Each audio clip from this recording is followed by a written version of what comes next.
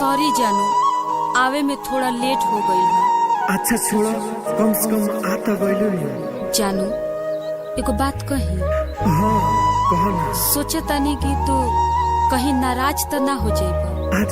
आज तक तोहरा बात पर कोनो हम नाराज भइल बानी का? जानू हमरा के माफ कर दिया, हमर शादी कहीं औरी सेट हो गइल बा, हम केहू औरी के अमानत होके जातनी। काजल ई तू का कहता रू?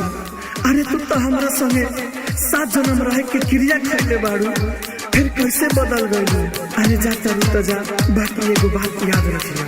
जाए बेवफा तरस से जाइबू, बाकी प्यार ना मिली। जाए बेवफा तरस से जाइबू, बाकी प्यार ना मिली।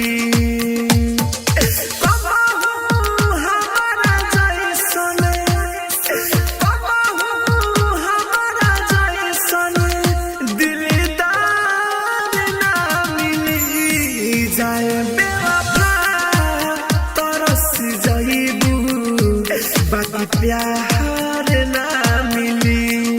जाए बेवफा तरस जाइबू, बाकी प्यार ना मिली। Rajdhani recording studio Belwatia.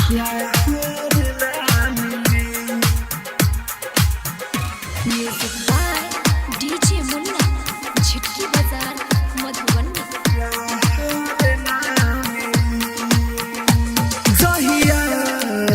हमारी जननी हमारा के छोड़ के जाइबू, हमारा के छोड़ के जाइबू। जहिया से हमारी जननी हमारा के छोड़ के जाइबू, लोग मिली तोहरा बहुते, हमारा के नाही पाइबू।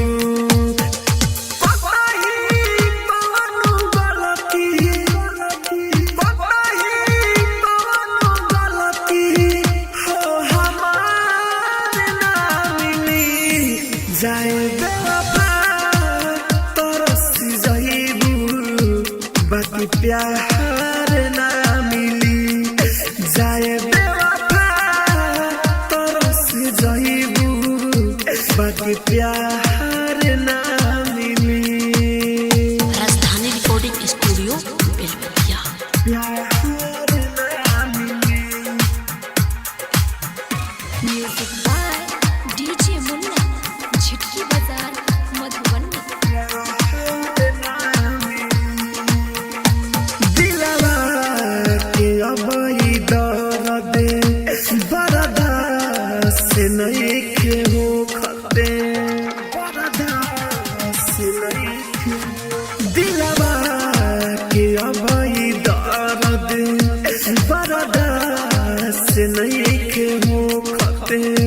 माहिर मुकेश के अबहू विश्वास नहीं के हो खते।